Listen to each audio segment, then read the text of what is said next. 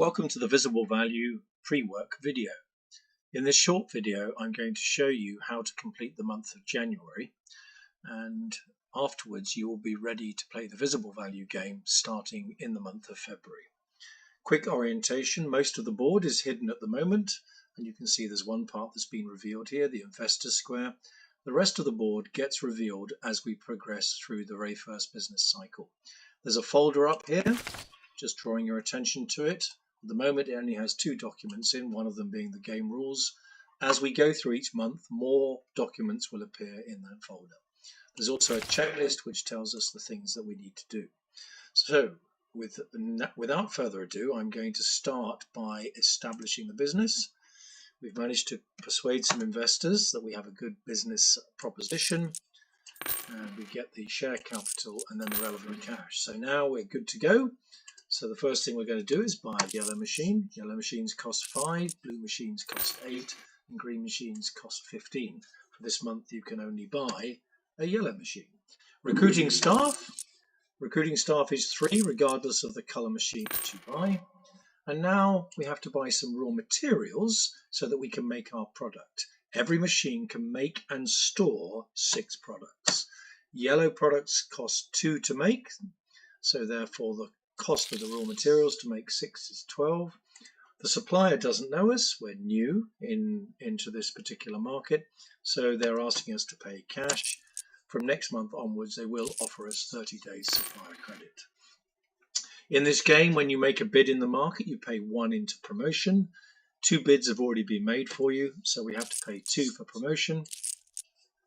And then we'll be able to see exactly what bids have been made. Here are the 6 customers.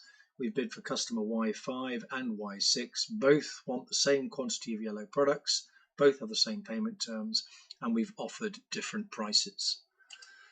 We end the phase at this stage. This would simulate the market. Now I want you to imagine the market's being run and we're now seeing the results of the market. We click on our deliveries and we can see we won 1 of our 2 bids. We're now invited to calculate what the gross profit was. Sale price was 43. We sold all 6 of our yellow products.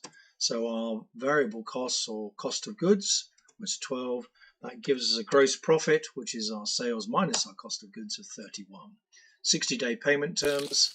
So when we deliver the products to the customer, you can see the owed from 60 customers appears over here. Now we have to deal with all of our fixed costs. Having paid our variable costs, we pay rent, which is 4, and rent is only ever 4. We have to pay our wages. Our wages are 4 for each yellow machine, 5 for each blue machine, and 6 for each green machine. You can have a total of 4 machines in your factory. Admin costs 4 for 1 machine, and then 1 for each additional machine you buy thereafter, up to a maximum of 7. We've done our cash expenses. We're now going to look at our non-cash expense, which is depreciation.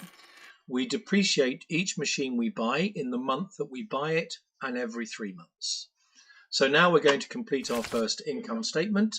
We always use our delivery record, which gives us our first 3 entries in our income statement. So we now have a gross profit, and now we use the board to help us determine the fixed costs. So we can see that recruit staff was 3, promotion was 2, rent was 4, operator wages was 4, and admin was 4. Gives us a total expenses of 17.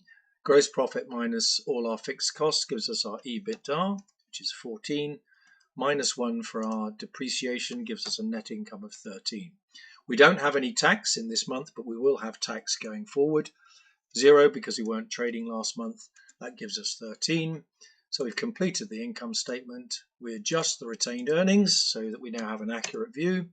And now we complete the balance sheet. The balance sheet, again, we use what we can see: 6 for the cash, 43 for owed by customers, 0 for inventory, gives us a total of 49 for our current assets, 4 for our fixed assets, a total of 53. We have no liabilities because we paid our suppliers cash. We haven't taken out a bank loan. Our share capital is 40 and our retained earnings are 13, so our total equity is 53, and that therefore gives us a balanced balance sheet. We have our assets above the line and where they came from below the line.